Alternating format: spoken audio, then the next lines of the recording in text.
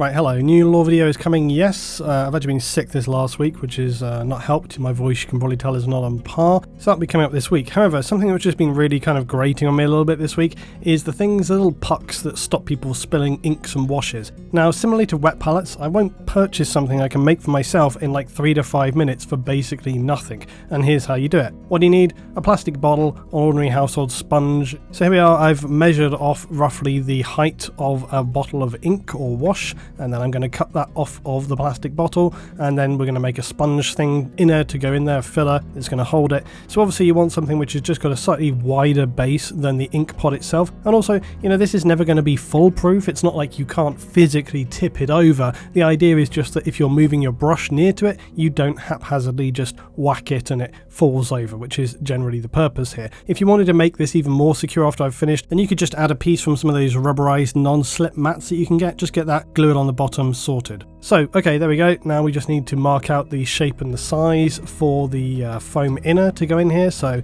just got a permanent pen, just mark around this, and then we're going to cut that out. Obviously, if you're using a scalpel, be very careful not to cut yourself, watch your fingers. But this literally took me just a couple of minutes. I just thought off the top of my head, what can I use to stop this spilling? You could use polystyrene inner from packing. Other things that would work for this, you could use the bottom of a packet of Pringles maybe, because that's got a pretty solid base to it as well. All we're after is something with a slightly wider base, and like I say, if you want to add some kind of rubberized element to it afterwards to stop it, you know, have a bit more friction, etc., that's fine, you can add that as well. And this isn't really anything complicated. I'm sure people come up with their own solutions, their own sort of variations on a theme, but this is literally just me thinking, you know what, in 2 minutes, what have I got here with me right now in the house that I can just slap together to make this work? Because as I say, I see people 3D printing these things to sell, and I'm sorry, people shouldn't be paying money. You shouldn't be paying money for this kind of thing. It's just ridiculous.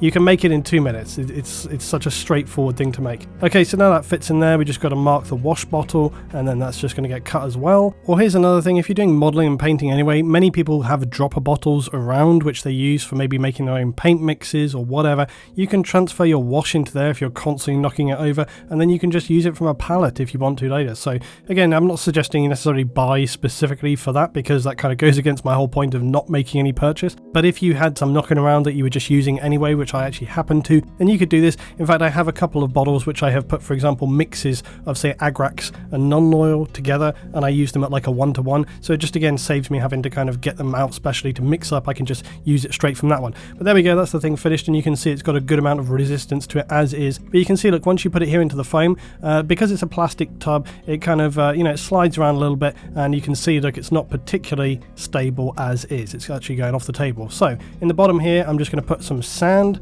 You can get sand from, surprisingly, any place. You can get it from a builder's merchant. You could get some dirt from outside your house. Just put some in the bottom.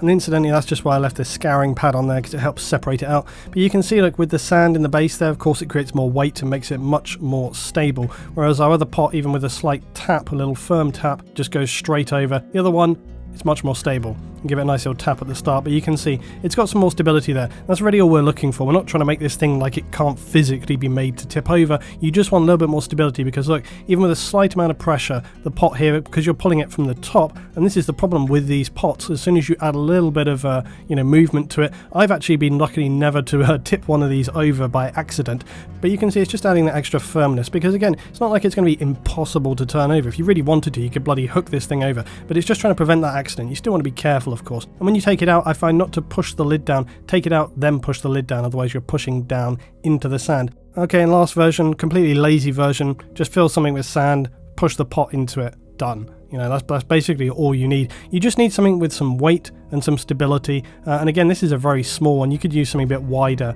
to make sure it's even firmer. And because this has got like a small surface area on the base, it's a bit easier, look, to tip, and I probably wouldn't recommend this. Like I say, yeah, at the bottom of a Pringles pot or something, that would probably work quite well. But there you are. There's many solutions to all things, as we know. This is my 2-minute solution to something, so that I don't have to pay any money for it. There you are. Hope that was helpful. Tell me what you think down below. There will be more lore coming. Like I say, I've had a bit of a backlog this last month, mainly because I've been a bit unwell here and there, so you know, life, winter, it is what it is, but I'll get something sorted for you guys pretty soon. In the meanwhile, that's my tip. Thanks for watching. If you like, drop a like.